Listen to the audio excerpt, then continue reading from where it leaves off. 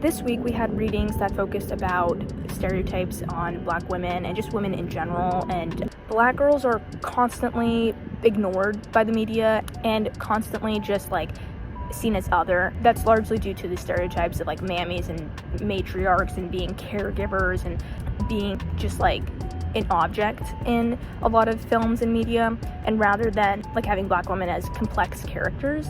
Something that this actually reminds me is recently I've been noticing, and this has been happening for a couple years, that a lot of movies are using mixed and biracial women to represent Black women in the media, which I do not think is right, because the thing is that although mixed, biracial, half Black women are Black women as well as white women, because they're mixed, they cannot represent fully Black women. They cannot represent dark-skinned women. They cannot represent brown-skinned women because they have much different experiences and are treated much differently than the media. And unfortunately, what I've been noticing is that Hollywood has been using, and Zendaya has mentioned this in articles and interviews, that she is Hollywood's acceptable version of a Black girl. She's light-skinned, she has loose, curly hair, and kind of like more Eurocentric beauty features that Hollywood tends to favor. And this is detrimental, not only to Black women and mixed race women as well, but just everyone in general. Because the thing is that with this overrepresentation of biracial, mixed, half Black women in the media, it erases representation for dark-skinned, fully Black women in the media, and it confuses society and just white people that mixed, half Black women and just like people are the same as fully Black people. And this is just completely false, as those are two completely different experiences. So I've been noticing Hollywood doing that a lot, and they'll use that as an excuse for diversity points.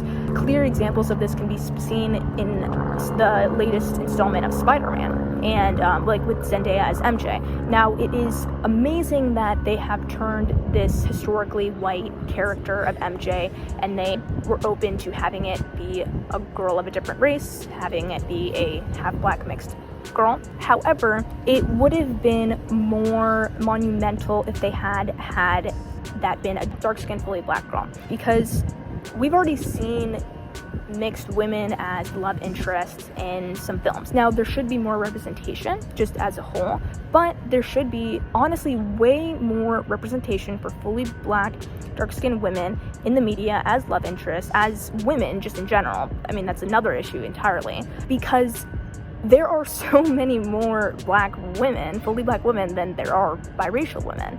So that's kind of what I meant with like this overrepresentation. In America, there's only about 2 to 3% biracial people, and half of that is women. So it really shows Hollywood's colorism and racism that they keep casting light-skinned, mixed-race women instead of dark-skinned Black women.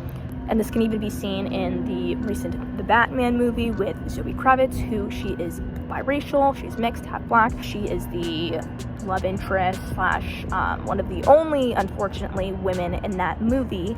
But what Hollywood does is they get like the most white, Eurocentric passing kind of woman, but she's racially ambiguous, and she's just a tad bit darker, so that she can kind of be labeled as foreign, so that they can get those diversity points, but she still is, not white, not fully white. But yeah, so I've just been noticing a ton more of an overrepresentation of mixed women. Another example in the Hate U Give movie, which is a very powerful and racially centered story written by a Black woman who wrote the main character to be a dark-skinned Black woman.